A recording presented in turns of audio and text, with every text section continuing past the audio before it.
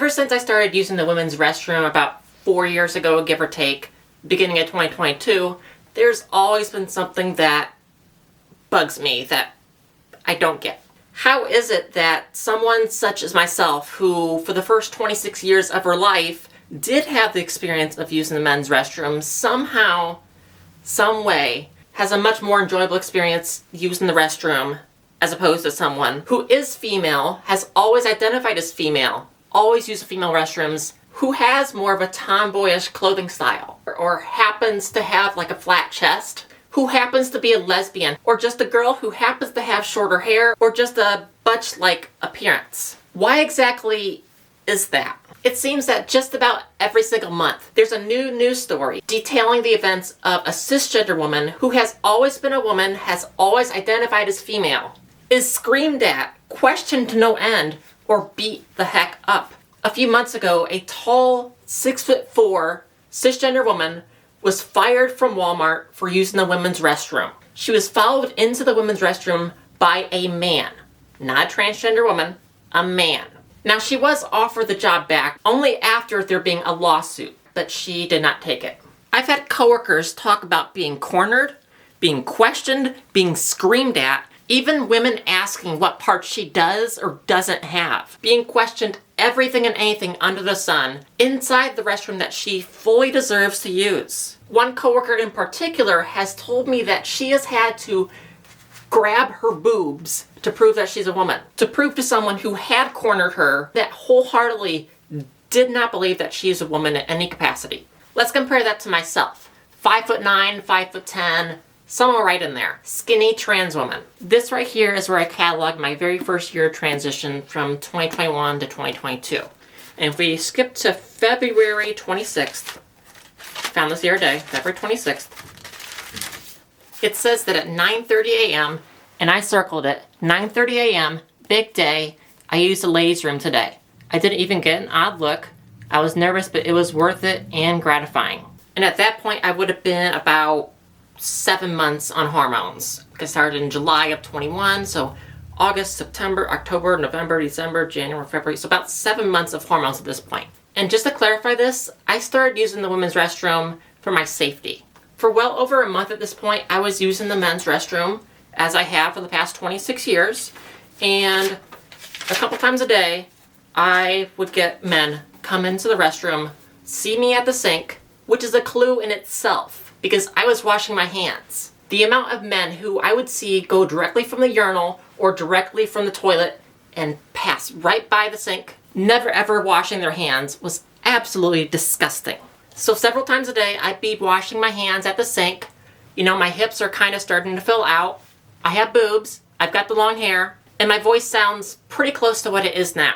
Men would walk into the restroom, see me at the sink, walk right back out, look for the sign that says men, and then they would walk right back in, and they would either do one of two things. They would approach me and smile, or kind of chuckle a little bit.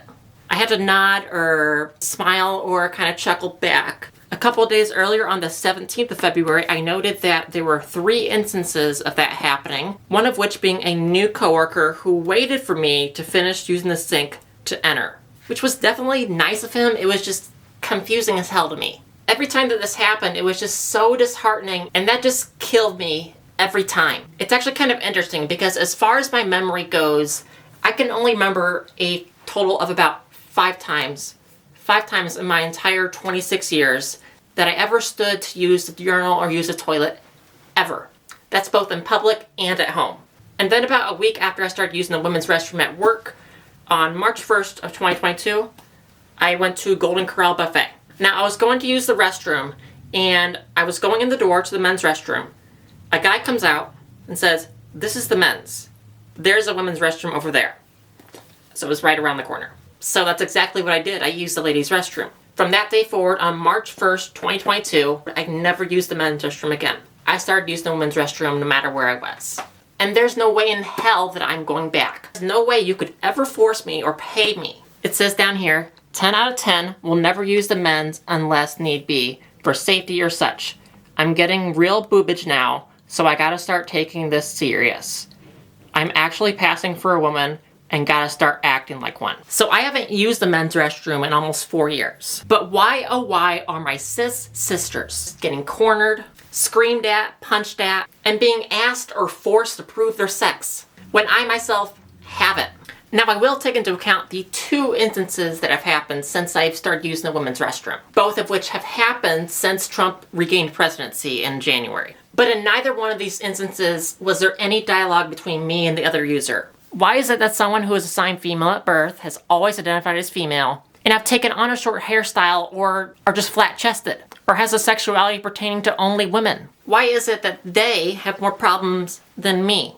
You know, it's almost as if, that's right, silly me, it's always about hurting women. Always. Every single time. It's always been about control. Ruling what we can or can't do with our bodies. What we're allowed to do, period. All the way down to the nitty-gritty. Now, this point comes from a friend who has worked at a casino for the better part of 30 years. She has said this to me many times. If you could just see how many different kinds of people walk through the doors of the casino, just how many 6'7" tall women and 4'10" tall men, just seeing how many women have more than a couple chin hairs, or have a more pronounced trachea. Men who can't grow a beard to save their life, who have high-pitched voices, and if you were to hear them on the phone, you'd swear they were women. There's just so many different kinds of people that exist. Tall women exist. Very short women exist. Women with facial hair. Women who have deeper voices or a more pronounced trachea. Women who don't have a curvy figure. Women who have short hair. Women who don't wear feminine clothes or otherwise never wear anything more than baggy jeans and oversized t-shirts. Women who don't like wearing makeup. Transgender women who may have one or more of those also exist. But it's just as important to know that there are transgender women who aren't tall, don't have big feet, who are quite curvy, who you otherwise wouldn't know were trans in the first place. Additionally, you may never know who you're speaking to directly or within ear range of. You might just be talking to someone who you consider one of us without even knowing it. I hope you got something out of this video, and if you haven't already, please click the follow button over there, and as well as the bookmark and like, and please comment if you feel inclined. I make videos pertaining to exclusively transgender and LGBTQIA+ inclined persons. I've only been on TikTok for about 2 months, but I started out on YouTube in April of 2011 when I was 15, and I did that for about 11 and a half years. I'm a 30-year-old transgender woman who has been out for 10 years and on hormones for just over 4. So if you're looking for someone with lived experiences who creates content, I'm your girl. I'm unapologetically Andrea. Keep it casually authentic, my wonderful gals, guys, and everybody in between.